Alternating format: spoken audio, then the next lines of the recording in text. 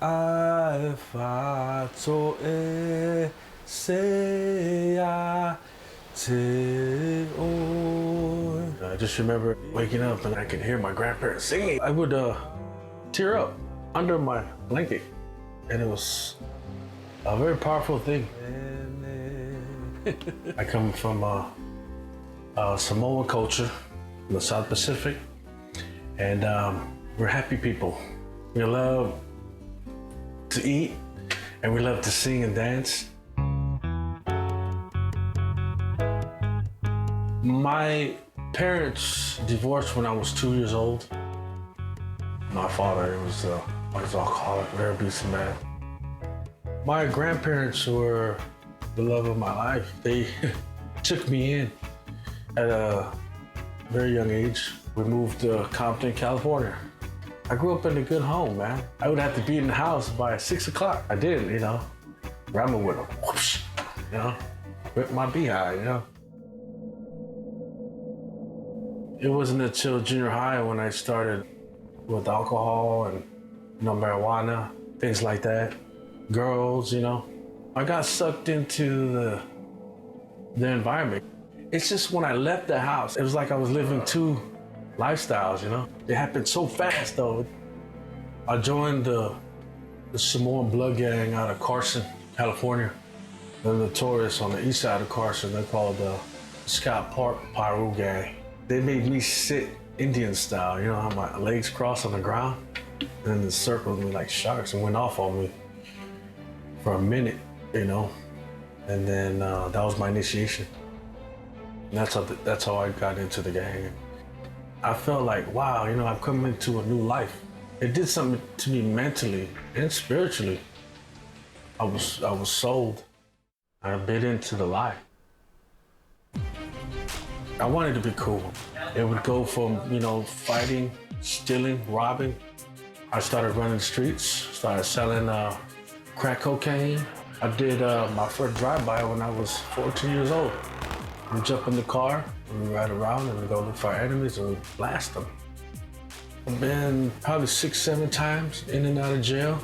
Gang banging out here in LA is like brushing teeth, you know?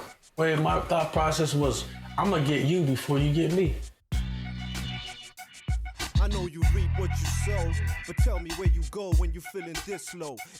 The first time one of my friends got killed, and I should have thought, man, maybe I need to stop. No, I was such a hardhead, you know?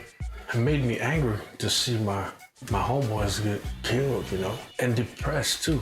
And it made me think like, man, you know, is this ever gonna stop? I know my next step is death or life in prison. You start looking around, like, wow, man, you know? And I can hear like in my spirit, like, come home. That's what I heard. I took off. Woke up the next morning. I could still hear that voice, like, come home, you know? Come home. And I thought, okay, I know I'm not crazy. You know, I need to talk to somebody. I called up my sister. I told her what was happening.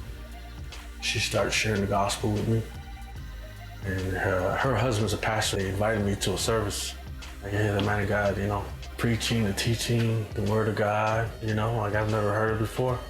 They started talking about my life. I started getting scared, like the fear came over me, like, wow, you know, this God that my grandparents were preaching to me about, man, he's real. Then I just, boom, you know, I woke up, you know.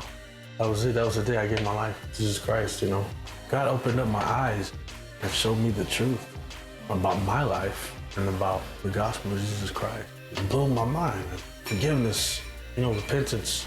I never knew that we can be forgiven, you know, for all these things. Murder, robbing, stealing, selling drugs and prostitutes, destroying young families with the dope that we sold. It's amazing how God could take somebody like me, you know, and change that person's life, turn it around to use it for His glory, you know, and affect many lives, you know. My ministry that I'm involved with, Precept Ministries, it starts first in my backyard, in my community out here in Los Angeles, Long Beach, Carson, Compton, Wilmington, the harbor area. Good to see him again, Lord. And as a matter of fact, he looks healthier than the last time I saw him, Lord. I know you're doing great things in his life, Lord. I pray that you continue to feed him and cover him more, God. God has given me a heart to forgive and to love. And I just love people now. I used to hate people, you know? But God, he did a work in my life. I mean, God really did a miracle